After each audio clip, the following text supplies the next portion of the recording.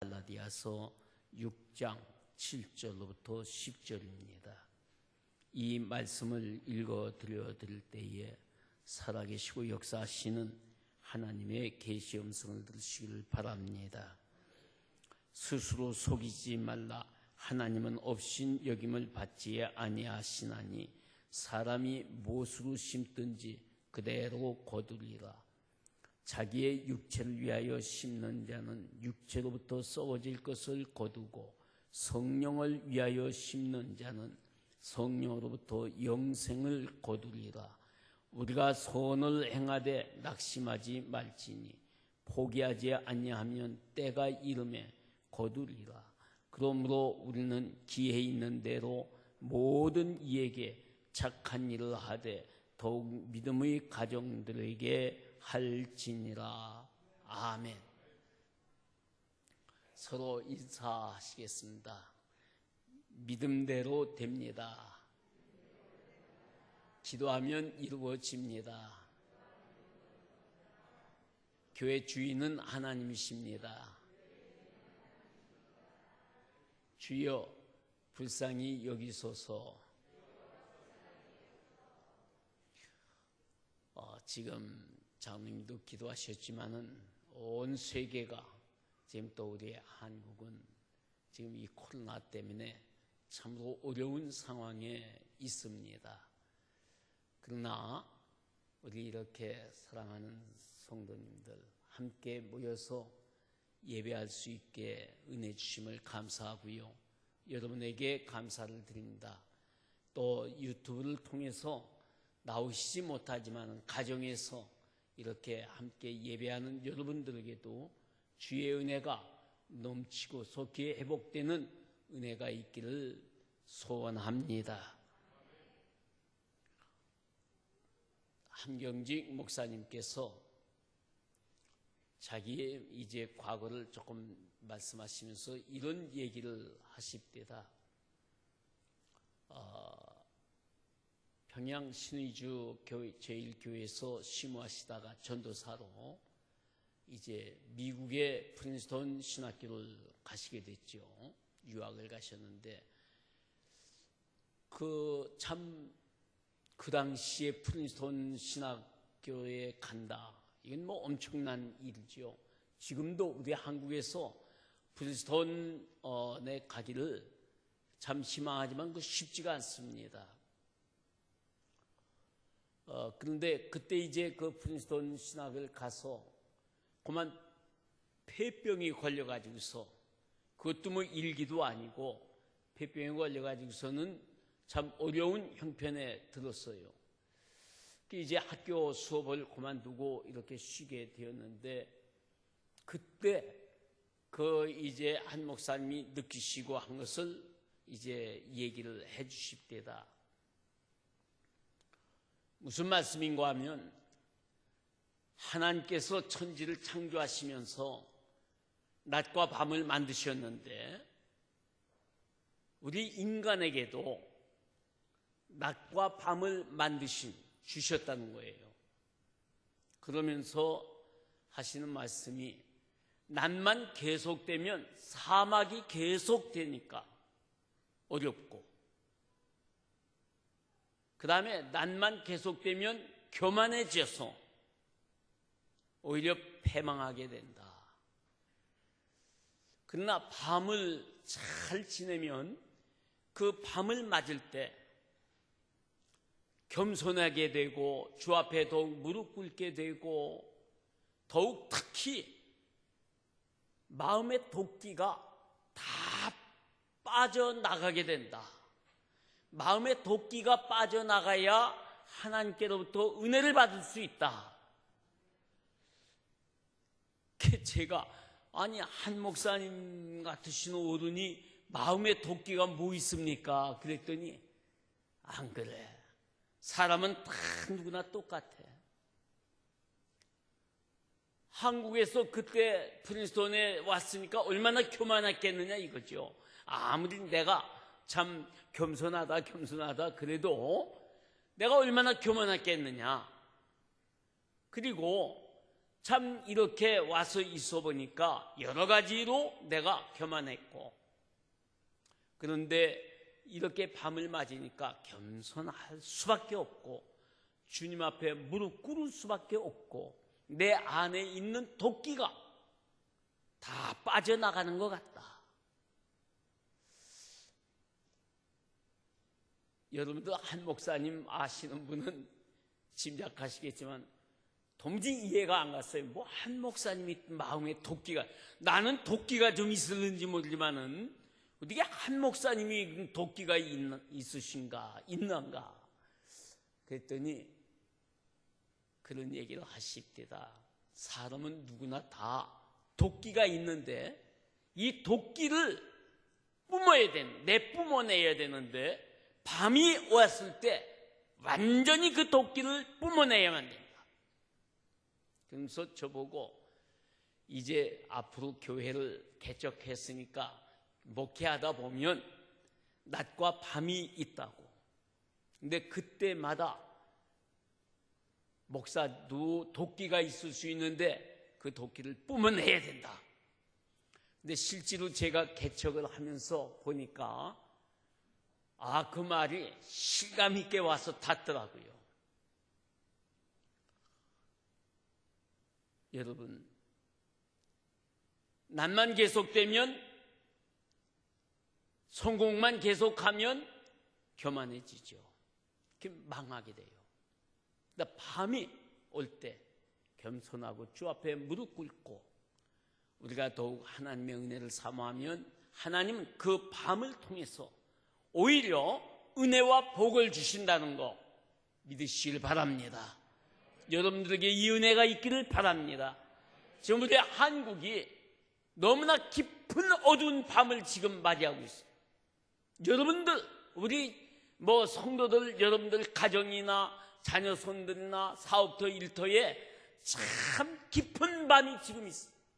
이 깊은 밤을 하나님은 오히려, 나는 그렇게 기도합니다. 이 말씀을 준비하면서 우리 사랑하는 신광교회 온 성도들은 가정에, 사업터 일터에 우리 성도들 한 분 한 분에 오히려 이 밤을 통해서 하나님의 놀라우신 능력과 은혜와 복이 충만하게 임하여 달라고, 체험하게 해달라고 기도합니다. 그렇게 되리라 믿습니다. 그래서 질병으로 고통하는 이들도 다 깨끗함 받는 역사가 있기를 소원합니다. 인간은 누구나 변하지 않는 영원한 행복을 추구합니다. 그래서 그리스의 철학자 아리스토텔레스는 인간은 행복하기 위해서 태어났다라고 했어요. 실제로 우리가 살아가는 행동 하나하나에는 더 나은 행복을 얻기 위한 목적이 있습니다. 돈을 벌고 부자가 되려는 것도 행복하기 위해서 그러는 거 아니겠어요? 병이 걸렸는데 의사를 찾아가는 것도 행복하게 하기 위해서 그러는 거 아니겠어요?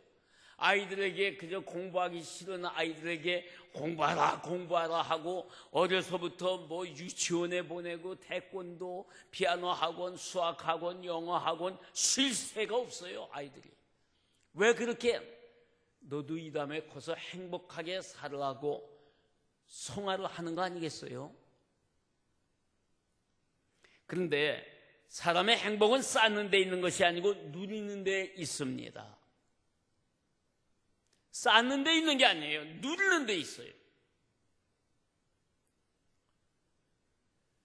우리는 많이 누리는 복을 받아야 합니다. 그러나 문제는 아무나 누릴 수 있다는 게 아닙니다.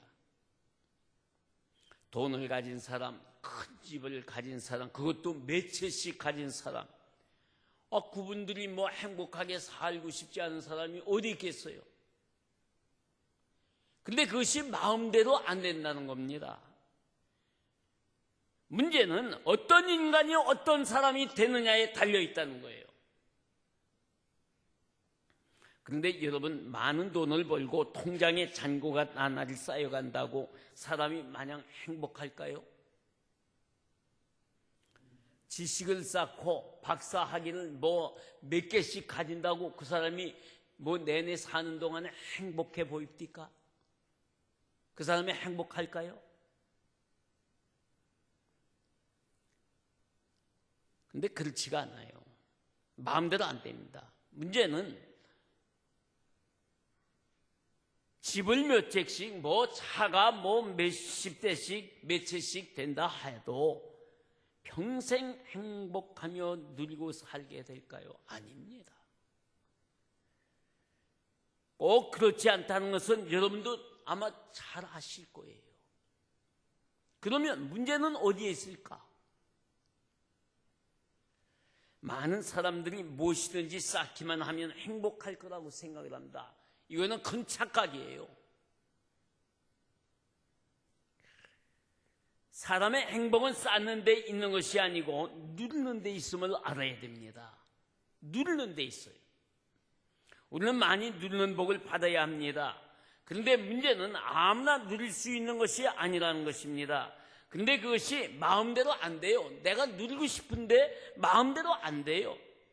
중요한 것은 어떤 인간, 어떤 사람이 될 것이냐. to have가 아니라 to be.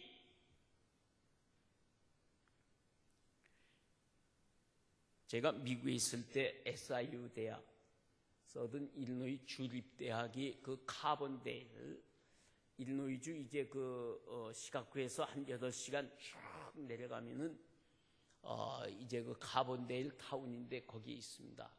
미국에는 원래 침례교회가 참 강하죠. 왕성하고 그 지역에 장로교회가 별로 없어요. 그래서 그 이제 주일날 그 침례교회에 가서 예배를 드리는데 거기 담임 목사님이 설교를 하는데 설교 제목이 주보를 딱 보니까 설교 제목이 인간이 인간답게라는 제목이에요. 이게 눈에 팍 들어오더라고요. 인간이 인간답게. 그 설교에서 목사님은 인간의 세계가 세 개의 동사로 표현되는데 to want, to have, to run. 이 세 가지 동사. 그러니까 to want은 어떤 욕망을 이루고 어떠한 욕구를 이루기. to have는 소유, 어떠한 것을 가지기를 원하는 to have. to run은 그 욕망과 소유를 위해서 사정없이 달려가는 거죠. 매진하는 거죠.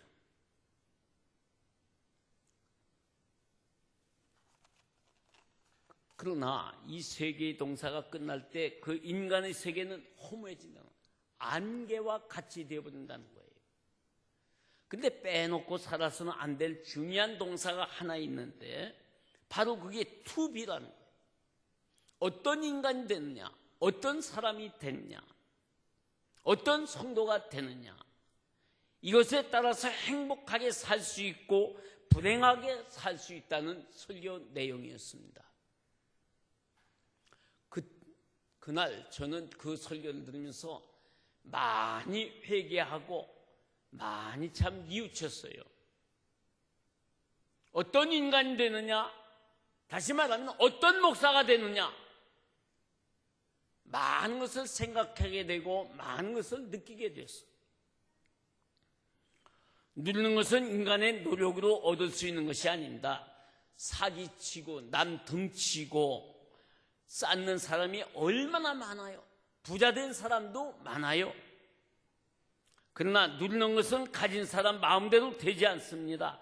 쌓는 것은 마음대로 쌓도록 하나님이 내버려 두셔요. 그러나 누리는 것은 자기 마음대로 못하게. 쌓는 것은 내 마음대로 쌓아. 그러나 누리는 것은 내 고난이다.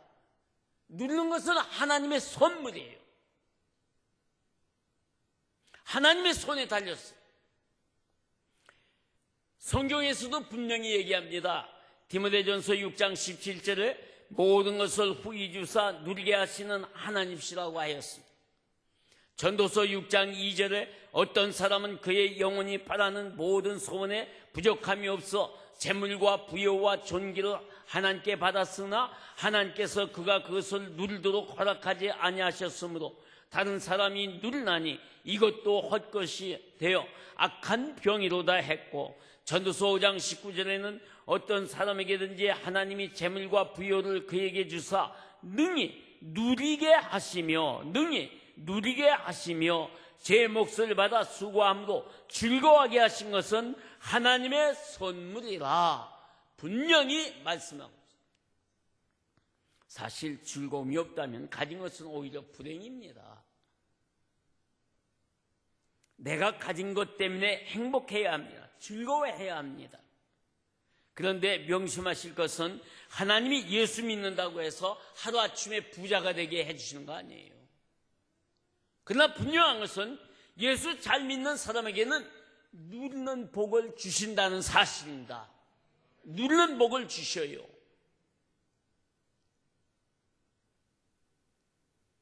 그래서 저는 우리 신광교회 여러분들은 모두 하나님께로부터 누리는 복 받는 여러분들이 다 되시리라 믿습니다.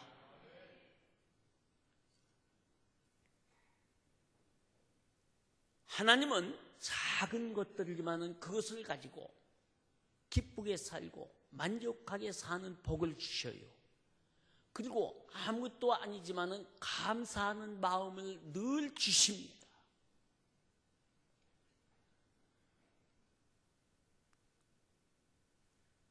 여러분 모두가 누리는 복을 받으시기를 소원합니다. 누리는 복을 받으려면 그러면 어떻게 해야 되느냐? 첫째, 좋은 씨를 심어야 합니다. 즉 말씀을 심어야 합니다. 시편 1편은 복 있는 사람이라는 주어로 시작을 합니다. 그리고 그 사람이 어떤 사람인지에 대해 설명하고 있어요. 그렇습니다. 진정 복 있는 사람은 말씀에 기록된 그 길을 똑바로 가는 거예요. 오직 하나님 중심, 말씀 중심으로 살며 환경에 좌우되지 않습니다. 물질에 좌우되지 않습니다. 권력에 좌우되지 않습니다. 말씀 그대로 똑바로 가는 거예요. 하나님만 바라보고 말씀만 바라보고 말씀만 붙들고 똑바로 가는 사람이에요. 세상의 물결에 흔들리지 않아요. 다니엘서에 보면 다니엘과 세 친구들이 바로 그렇게 살지 않았어요. 다니엘서 3장 13절로 18절에서 그들은 똑바로 하나님 중심, 말씀 중심으로 살았던 것을 볼 수 있습니다. 그리고 그들은 결국 여호와의 이름을 거룩하게 해드리고 영화롭게 해드리고 영광스럽게 해드렸습니다. 그 결과 하나님께서 물된 동산 같은 은혜와 샘물이 마르지 않는 복을 주셨고 누리는 복을 저들에게 주셨습니다. 토비 어떤 인간이 되느냐, 어떤 사람이 되느냐, 어떤 성도가 되느냐 여기에 달려있단 말입니다. 이 세상에 어떤 지식도 누구의 말도 참된 구원과 생명에 이르는 진리가 되지 못합니다. 오직 주님의 말씀만이 참된 구원과 생명에 이르는 길을 가르쳐 주었습니다. 그러면 좋은 씨가 무엇입니까? 좋은 씨를 심는다는 것은 예수 그리스도를 전한다는 겁니다. 다시 말하면 말씀을 전하는 것이에요. 우리는 예수 그리스도를 믿어 하나님의 나라 백성이 되었어요. 천국 백성이 되었다면 천국을 건설할 의무가 있지 않아요? 자, 여러분 우리가 대한민국 국민입니다. 그러면은 5대 의무가 있잖아요. 그 의무를 지켜야 돼요. 우리가 하나님의 천국 백성이 이미 되었다면 하나님 나라의 하나님 백성으로서의 의무를 지켜야 되고 천국 건설을 해야만 됩니다. 여러분들이 지금 우리 신광교회를 이렇게 지금 아름답게 이루어가고 있는, 전 이루어가는 과정이잖아요. 건축 중이에요. 완성은 됐지만 지금 건축 중이에요. 그러니까 여러분들이 헌금 하나하나가 성전의 벽돌 하나하나 쌓는 것과 같아요. 우리가 이 교회를 건설하지 않냐면 누가 하겠어요? 물론 기계가 할 수 있죠. 그러나 그게 기계가 되는 게 다가 아니잖아요. 우리의 마음이 여기에 있어야 되고 우리의 물질이 여기에 있어야 되고 내 손으로 벽돌 한 장 한 장 쌓아야 되는 거예요. 그냥 우리는 뒷짐지고 있는다고 이 천국 건설이 되는 게 아니잖아요. 교회 건설이 되는 게 아니잖아요. 내가 하나님의 자녀라면, 천국 백성이 이미 되었다면 천국 건설을 우리는 해나가야 됩니다. 기쁨으로 해나가야 돼요. 거기에 하나님이 함께 하시고 동행하시고 역사하십니다.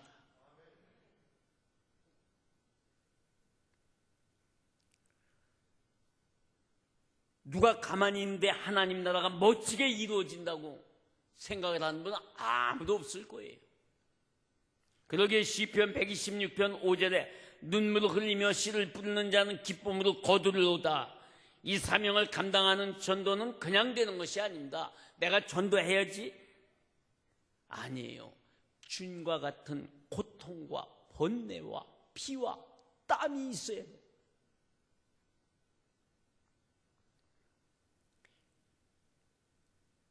이걸 가져야만 됩니다. 그럼 주님의 마음이 무엇입니까? 주님의 마음을 가져야 되는데, 그럼 주님의 마음이 뭡니까? 모든 사람이 구원받는 겁니다. 에스겔서 3장 11절에 사로잡힌 내 민족에게로 가서 그들이 듣든지 아니 듣든지 그들에게 고하여 이르기를 주 여호와의 말씀이 이러하시다 하라고 말씀하셨고, 요한복음 3장 16절로 17절에 하나님이 세상을 이처럼 사랑하사 독생자를 주셨으니 이는 그를 믿는 자마다 멸망하지 않고 영생을 얻게 하려 하심이라. 하나님이 그 아들을 세상에 보내신 것은 세상을 심판하려 하심이 아니요 그로 말미암아 이 세상이 구원을 받게 하려 하심이라고 하였습니다. 이 주님의 마음, 이 마음만 가지면 됩니다. 그런데 이 일은 사람의 힘과 능력으로 안 됩니다. 이 일은 성령이 역사하셔야만 됩니다. 많은 이들은 성령 충만하면 된다고 생각하는데 충만한 것만 가지고서는 안 됩니다. 물론 성령 충만함을 받아야 돼요. 그러나 그 충만한 것만 가지고서는 안 된단 말입니다. 충만은 있다가도 없다가도 해요. 예를 들면 붕에 해서 붕에 그냥 뜨겁게 해서 그때는 성령으로 충만하다가 며칠 안 돼가지고 냉탕으로 그냥 변화되는 분들이 너무너무 많아요. 그러니까 충만만 가지고는 안 돼요. 다시 말하면 하나님이 성령님께서 내 안에 존재해야 된단 말입니다. 존재해야 돼요. 교회도 마찬가지입니다. 우리 신광교회에 성령 충만함만 가지고는 안 돼요. 하나님의 신, 여호와의 신이 성령께서 우리 신광교회 안에, 우리 교회 안에 항상 내재하셔야 된단 말입니다. 이걸 다시 말하면 훌이 아니라 휠이 되어야 한단 말입니다. 훌은 잠시 잠깐 충만뿐이에요. 휠이 되어야 된단 말이에요. 휠이 뭐냐? 존재입니다. 항상 같이 계신다는 거예요. 저는 소원합니다. 우리 교회 사랑하는 여러분들은 항상 하나님 여호와의 신이, 말씀의 능력이, 성령의 감동이, 성령의 역사가 여러분 위에 항상 임재하시기를 축원합니다. 여러분의 가정에, 여러분들의 일터에, 여러분들의 자녀손들의, 여러분들의 식구에 항상 성령이 임재하시기를 거듭 축원합니다. 이게 없으면 안 돼요.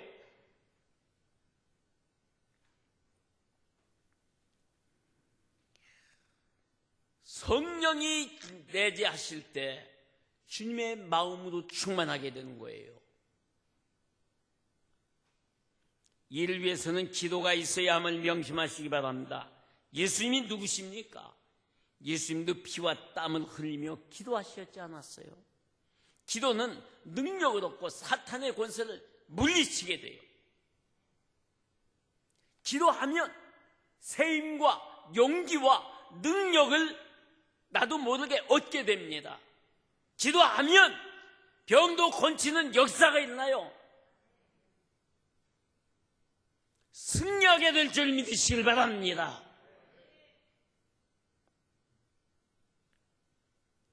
그러기에 누리는 복을 위해서는 좋은 씨를 많이 심어야 돼요.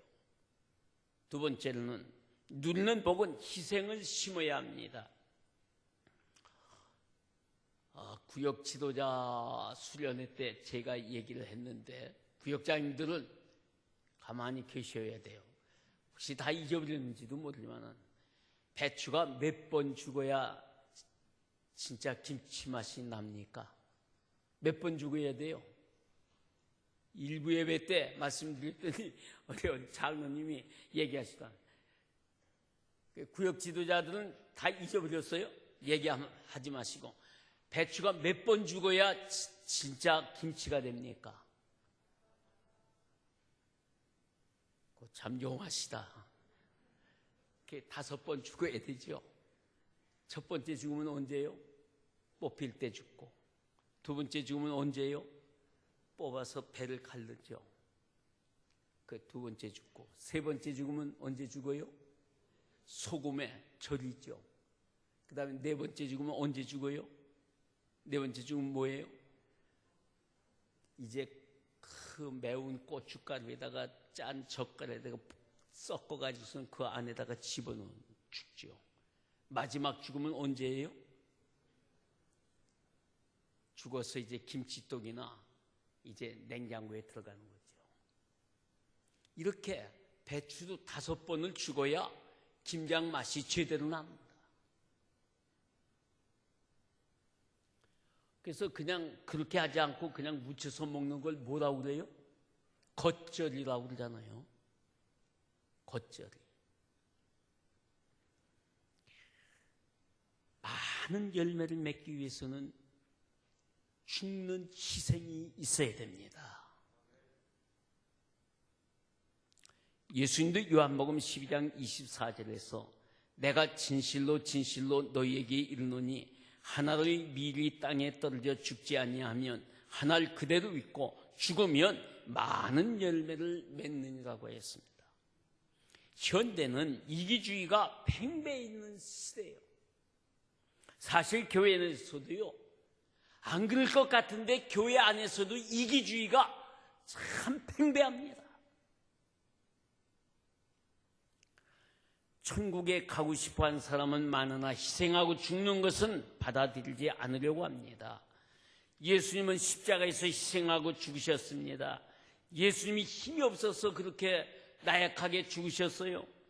요한복음 3장 16절 말씀처럼 희생하지 않으면, 죽지 않으면 구원이 없기 때문입니다. 좋은 씨는 희생이 없으면 뿌릴 수가 없어요. 여러분 중에 농촌에서 오신 분도 계시지만 농사 그냥 됩니까? 희생이 없으면 농사가 안 돼요. 지금 대구에서는 우한 코로나 때문에 의사, 간호사 등 공무원들이 얼마나 수고를 많이 해요. 밥도 제대로 못 먹고 잠도 제대로 못 자고 너무너무 수고를 많이 해요. 그런 희생이 없이는 안 되는 거죠. 그러니까 한 사람이라도 더 건쳐보려고 그 애를 쓰는 거 아니에요? 금들 그 희생, 그 수고가 없으면요, 안 되는 거죠. 뉴욕의 무역센터가 무너지고 나서 일주일 후에 뉴욕에 있는 카더콜론 목사가 이런 설교를 제목을 가지고 했어요. Run out. Run out. 빨리 나와라.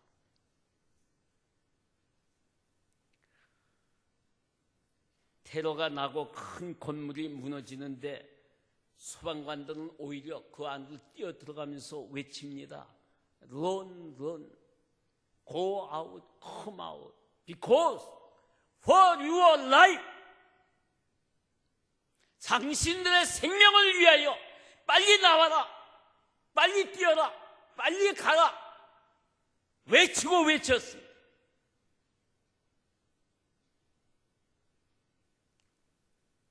사실 영락교회 부목사로 수고하시던 이성재 목사님이라고 미국에 가셨는데 그 아들이 거기에 근무하다가 그만 희생이 됐어요. 그 이성재 목사님이 미국에서 만났을 때 여기를 한번 가보자고 그래서 간데 그런 얘기를 하면서 그 와중에도 소방관들이 그 안으로 뛰어들면서 런 자기도 언제든 깔려 죽을지 모르지만은 고아웃 come out because for your life 당신들의 생명을 위하여 빨리 나와라 외쳤다는 거예요. 어떤 소방관은 무너져서 그 안에서 쓰러지면서도 그렇게 외쳤다는 거예요. 그러면서 카터 콜론 목사는 그 소방관들의 예를 들면서 얘기를 합니다. 설교를 이렇게 했어요. 이 세상의 욕심에서 정욕에서 빨리 나오라고, 죄악된 삶에서 빨리 나오라고, 당신의 생명을 위해 당신을 위해 빨리 뛰라고, 빨리 나오라고, 빨리 나가라고 외쳐야 한다는 것입니다. 왜 미국이 이렇게 되었느냐? 뉴욕이 왜 이렇게 되었느냐? 죄악된 삶에서 빨리 나와야 된다. Come out, go out, run. 사랑하는 여러분, 생각해 보십시다. 내 가정에 내 남편이 지금 어떤 형편입니까? 내 아내가 지금 어떤 형편입니까? 내 자식들이 지금 어떤 형편입니까? 내 형제 친척들이 어떤 형편입니까? 내 이웃이 어떤 형편입니까? 그들을 향해 외쳐야 한단 말입니다. 왜? For your life. Because 당신들의 생명을 위해, 구원을 위해 이 죄악된 세상에서 빨리 나와야 된다. 특별히 젊은들 보세요. 청소년들을 보세요. 저들이 지금 무엇을 붙들고 살고 있느냐 말이에요. 성경입니까? 사회 지식입니까?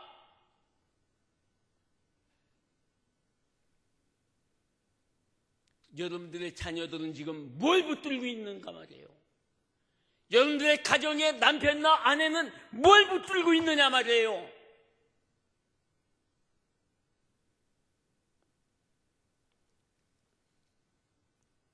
지금은 소돔과 고모라 성보다 더 깊은 죄악의 밤에 물들어 있지 않습니까? 이 죄악된 세상에서 빨리 나와야 한다고 외쳐야 합니다. 외쳐야 합니다. 전에 미국 대통령 오바마는 자기 자녀들에게 컴퓨터를 하루에 2시간 이상은 만지지 못하게 했다고 그러잖아요. 철저하게 관리했다고 그래요. 근데 요즘엔요, 아이들을 보면은 그 뭐 스마트폰, 핸드폰에, 컴퓨터에 별의별 게 다 나오잖아요. 세상에 뭐 별의별 게 다 나와요. 아이들의 핸드폰을 잡으면요, 놓지도 않아요. 컴퓨터에 빠지면은 나오지를 못해요.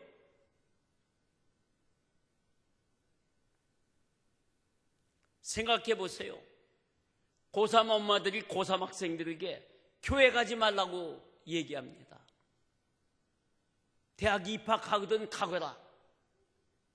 그 아이가 대학 입학하면은 교회 잘 나올 것 같아요? 아닙니다. 너무너무 지금 우리 사회는 잘못되었어요.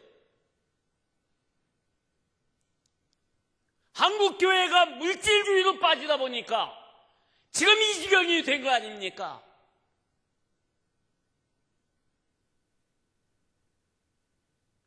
여러분, 이러한 어두운 밤에 한국교회는 지금 무엇을 느끼고 있어요?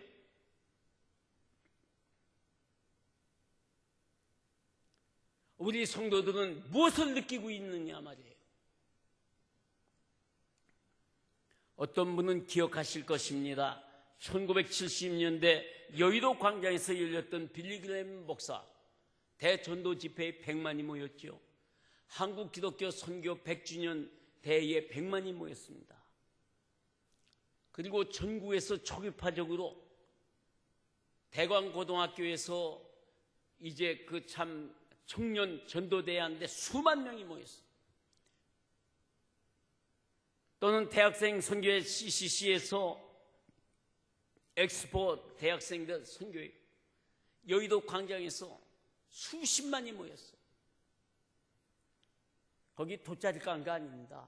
세멘 바닥에 무릎 꿇고 비가 그렇게 쏟아지는데 그 여름에 태양빛에서 울며 불며 기도했습니다. 젊은들이 기도했어요. 학생들이 기도했어요. 어른들이 기도했습니다. 나이 많은 사람들 아이들 데리고 와서 거기에서 눈물 흘리며 콧물 흘리며 맨 바닥에 공그리 바닥에 엎드려서 밤새도록 비를 줄줄줄줄 맞으면서 기도했어요.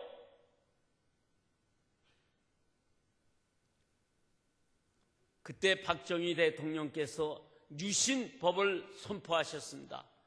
근데 그 유신법 중에 아마 기억하실 거예요.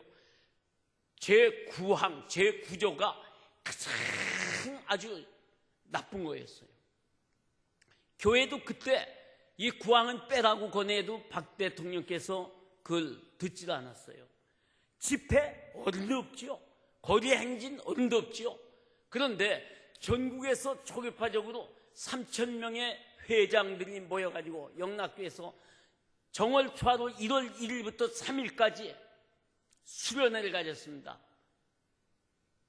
수련회를 가지면서 CCC에서 숙소를 김중권 박사님이 제공해 주셔서 거기서 이제 그 숙소를 하면서 을지로로 종로로 거리 행진을 했어요. 밤에요.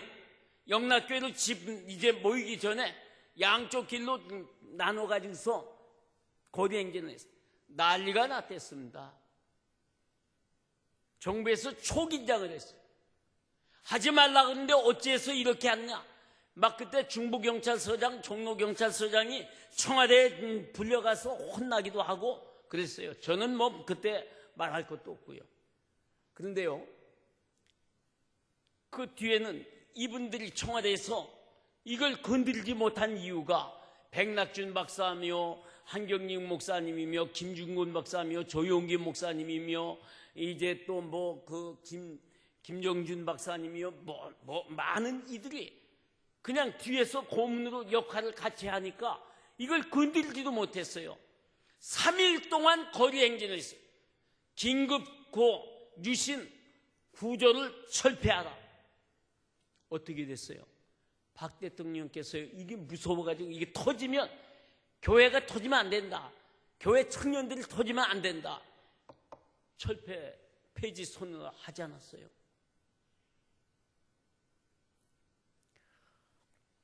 여러분, 이때 눈물의 기도가 있었고 부흥의 역사가 있었고 말씀이 일어났어요. 집회 강단에요. 여의도에서 하는데 집회 강단에 십자가가 공중에 뜨더니 무지개가 강단으로부터 이렇게 무지개가 떴어요. 100만이 모인 그 성도들이 공중에 느닷없이 십자가가 뜬 걸 보고 무지개가 뜬 걸 보고 어떻게 됐어요? 대변화가 일어났습니다. 회개운동이 일어났어요. 엄청난 회개운동이 일어났어요. 그것뿐만이 아닙니다. 이때부터 한국 경제는 부흥하기 시작을 했어요. 그때의 청년 노인할 것 없이 수많은 이들이 헌신 봉사했어요. 그리고 대변화의 역사가 일어났는데 사회 모든 분야에서 정의와 정직과 섬김과 배려가 싹트기 시작을 했고요. 협력과 통합이 있었습니다. 그뿐 아닙니다. 지도자들에게 포용력이 생기기 시작을 했어요. 기억하실 거예요. 그때의 대한민국 사회가 생동감이 넘쳤어요. 활력이 넘쳤습니다.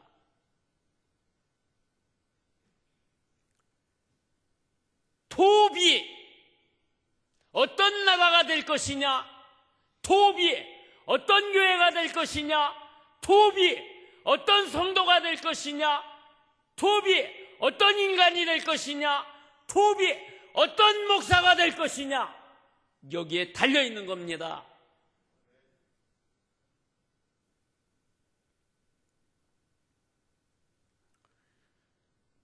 사랑하는 여러분, 누리는 복은 희생을 심어야 한다는 것을 명심하시기를 바랍니다.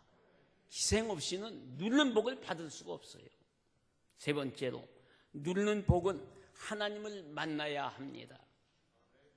복을 누리게 하시는 분을 만나야 되지 않겠어요? 누리는 것은 하나님의 선물입니다. 선물 주실 분을 만나야 뭐 일 되잖아요. 그분은 하나님이십니다. 우주와 만물을 창조하시고 섭리하시고 역사를 주관하시고 인간의 생사와 화복을 주관하시는 하나님이십니다. 누리는 복을 주시는 분은 하나님이십니다. 이 하나님을 만나야 됩니다. 오늘 여러분들 만나시기를 소원합니다. 만나고 돌아가세요. 여러분들 아마 기억하실 거예요. 전에 한국일보 사장하시던 장기영 사장님, 이분이 한국일보 안국동 한국일보 그 빌딩에 거기 7층인가 6층에 제가 기억은 잘 안 납니다만은 하여튼 그 빌딩 안에서 사셨어요. 근데 이제 그분이 뭐 경제개혁원 장관 부총리도 하고 뭐 그때 이제 뭐 참 굉장한 분이잖아요. 한국일보를 만들어서 하여튼 그만큼 키웠으니까. 근데 가끔 이제 저희가 가거나 또는 뭐 이렇게 안 가면 전화를 해서 오라고, 그러면 가면 이제 뭐 정보 같은 거 뭐 이제 이런 것도 알려주시면서 차를 대접하고 내가 이제 직접 해주지 하면서 이제 이렇게 하시는데, 그분이 예수 안 믿는 분입니다. 그런데 그분이 이런 얘기를 하는 거예요. 김 회장, 그때 뭐 저는 한국기독교 청년연합회 이제 협의회 회장을 했으니 김 회장, 그런데 내가 행복해 보여? 어떻게 보여? 물어요. 그래서 아니 한국일보를 이렇게 이루시고 경제부총리까지 하셨는데 뭐 행복하시지 않습니까? 그랬더니 그렇게 보여? 겉은 그런데 내 속은 지금 시커매 타고 있어. 전혀 난 행복이라는 걸 지금 느끼지 못해. 그 당시에 박정희 대통령도 장기영 경제개혁원 장관 부총리한테 경제는 다 맡긴 거 아니에요? 엄청난 분입니다. 근데 속은 수동이에요.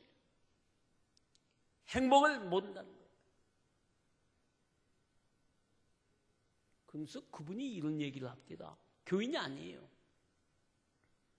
김 회장, 하나님이 천지를 만드셨지? 예, 그렇죠. 거기 낮과 밤도 만드셨지? 예, 그렇죠. 근데 낮인 것 같아. 지금 밤이야. 이 밤을 어떻게 보내야 되겠어?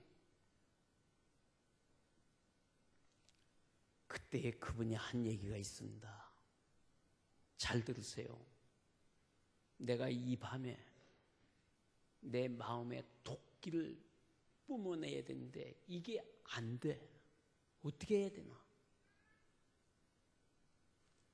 기도하시라고.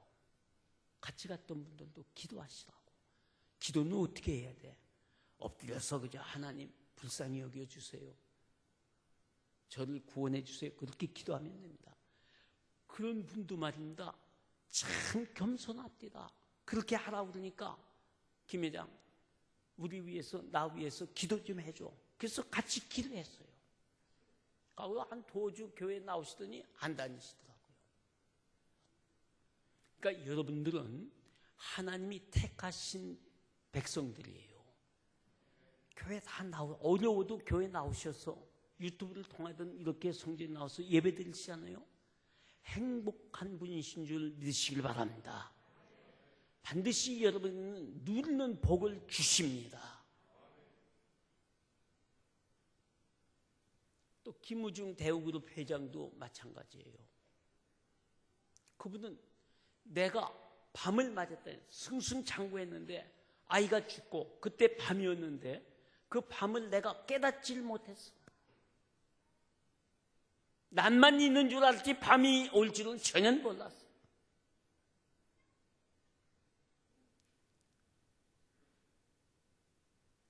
김우중 회장, 장기영 회장 없는 게 없잖아요. 돈이 없습니까?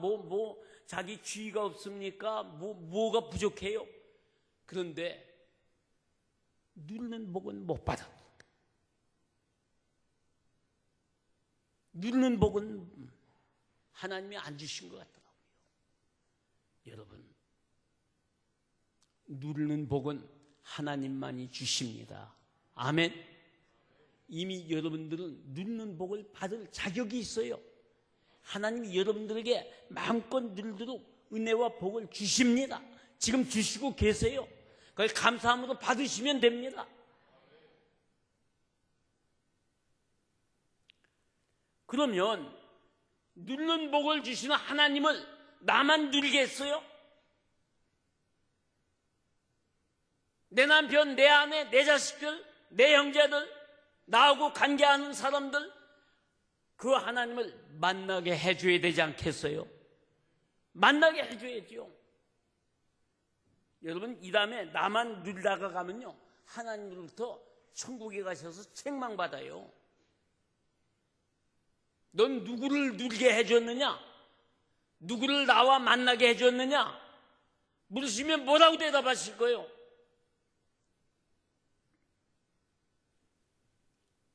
사순절 지금 셋째 주 깊은 사순절입니다. 여러분 부탁드립니다. 이 사순절에 주님의 마음을 가지고, 하나님의 마음을 가지고 누리게 주실 선물을 주실 하나님을 만나게 해주시기를 소원합니다. 이게 있어야 돼요.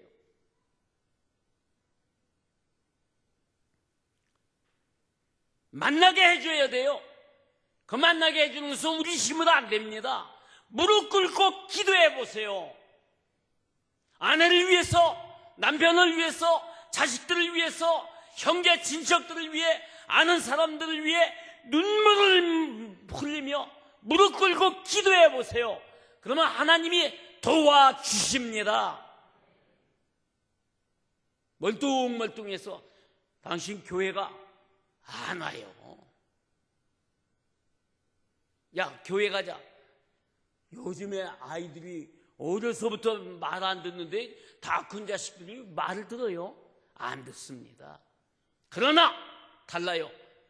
아버지가 저희들 앞에서, 아내나 남편 앞에서 무릎 꿇고 기도할 때 역사가 일어납니다.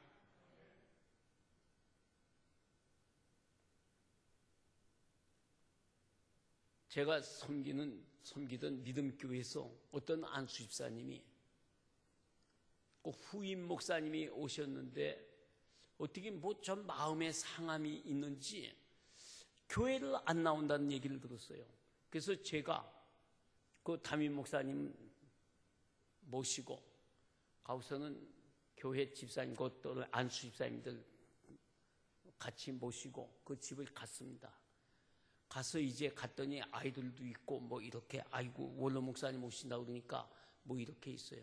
그래서 예배 잠깐 드리고서는 제가 이유여화를 먹는 하고 절을 했어요. 안수 집사님 지금 이제 50대인데 그냥 제가 엎드려서 절을 했어요. 그 부인 집사님 이제 권사 됐는데 권사 절을 했어요. 난리가 났죠. 아니 목사님이 절을 하다니, 아니 목사님이 어떻게 이렇게 할 수 있냐, 무슨 절을 하냐고. 그러니까 담임 목사님이, 이제 후임 목사님이, 원로 목사가 느닷없이 절을 하니까 이거 자기도 그냥 이제 절을 하려고 하니까 못하게 하는 거예요. 나가겠다고, 교회 나가겠다고. 아니 목사님들이 이게 절을 하다니 교회 나가. 지금 얼마나 열심히 봉사하는지 몰라요.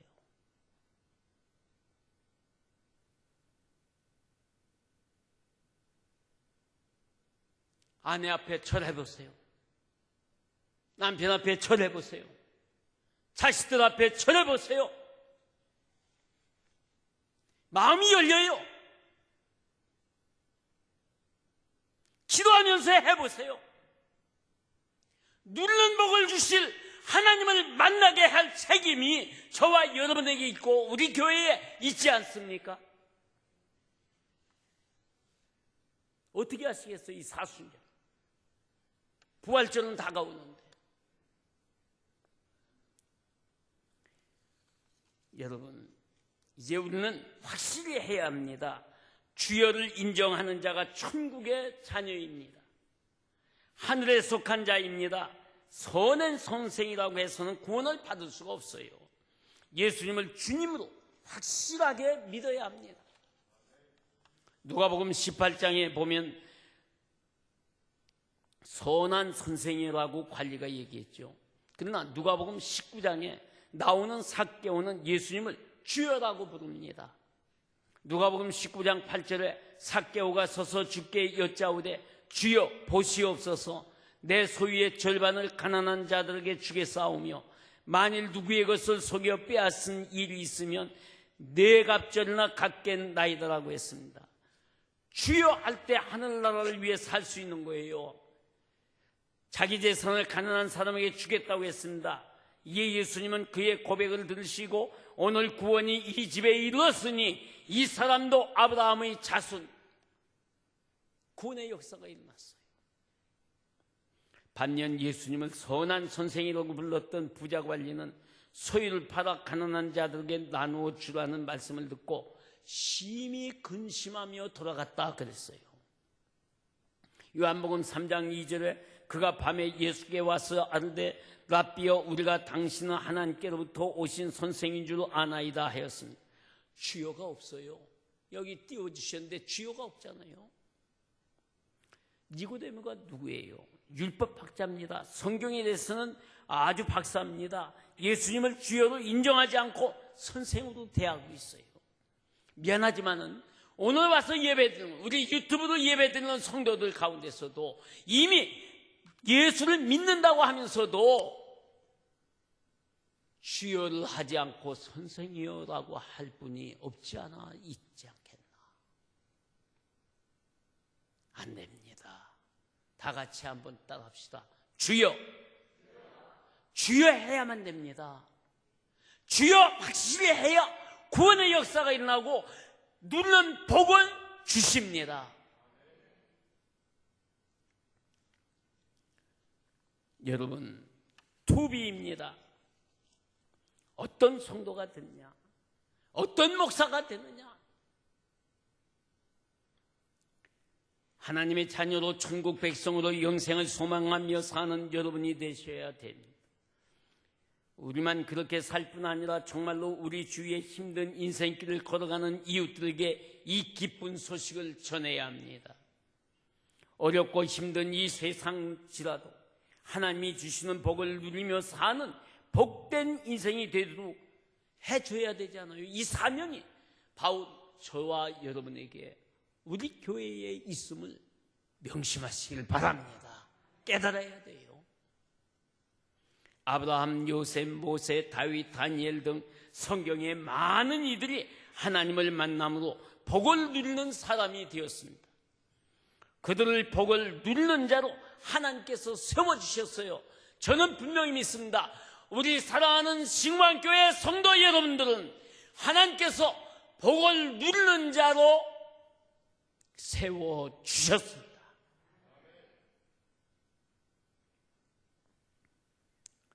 그런데 이들은 모두 하나님을 유일한 자산으로 여겼다는 겁니다.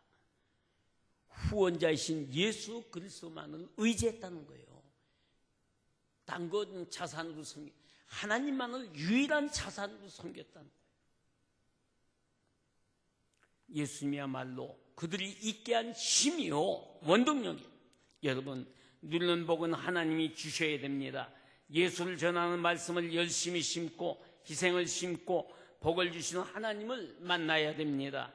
성령이 잠깐 충만한 것이 아니라 우리 가운데 내 심령이 늘 존재해야 됩니다. 훌이 아니라 휠이 되어야 됩니다. 같이 한번 따라합시다. 투비, 투비, 휠. 앞으로 인사하실 때도요, 휠 하세요. 얼마나 쉬워요. 휠. 뭐 해파람 물어가면서도 휠. 얼마나 쉬워요. 부탁드립니다. 우리 교회 안에, 여러분들의 심령에, 여러분들의 가정에 성령께서 내주하시는 역사가 있기를 바랍니다. 그러면 하나님께서 어떤 은혜를 주시는가? 하나님이 인정하시고 하나님이 기뻐하시는 성도가 되면 이사야 43장 4절의 말씀입니다. 내가 내 눈에 보배롭고 존귀하며 내가 너를 사랑하였다. 우리 다 같이 한번 읽읍시다. 화면에 띄워주셨는데, 내가 내 눈에 보배롭고 존귀하며 내가 너를 사랑하였은즉. 이 은혜가 여러분 위에 충만하기를 소원합니다. 축원합니다. 기도하십시다. 사랑과 은혜가 풍성하신 주님, 사순절 셋째 주간 맞이했습니다. 사순절은 점점 기뻐가는데 우리들의 마음, 우리들의 생각은 전혀 주님에 대한 실감이 없습니다. 주님, 우리는 누리는 복을 이미 아브라함과 요셉과 모세와 다윗, 다니엘 등에 주셨듯이, 세워주셨듯이 이렇게 우리 사랑하는 성도들은 하나님이 복을 누리는 자로 이미 세워주셨습니다. 감사합니다. 그 복을 누리는 자가 다 되게 하여 주시오며, 복을 누리는 사람이 되었는데 이제 이 복을 누리는 우리만 될 것이 아니라 내 가족 식구들, 내 또는 아는 사람들에게 하나님을 만나게 해줄 책임이 저희들에게 있음을 깨닫게 하여 주시옵소서. 그래서 우리 하나님이요, 정말로 우리의 온 가정들이 다 자녀 손들까지도 사업터 일터까지도 하나님의 복을 누리는 아름다운 역사가 있게 하여 주시옵소서. 어떤 인간이 될 것인가, 어떤 사람이 될 것인가, 하나님이 인정하시고 기뻐하시는 성도들이 되고 주의 일꾼들이 되어서 네가 내 눈에 보배롭고 존귀하며 내가 너를 사랑하였다라는 이 말씀을 듣고 이 은혜로 충만케 하여 주옵소서. 성령 충만함으로 왔다 갔다 하지 않고 항상 성령님께서 내 안에 존재해 계시는 역사들이 있게 하여 주시옵소서. 예수 그리스도 이름으로 기도하옵나이다. 아멘.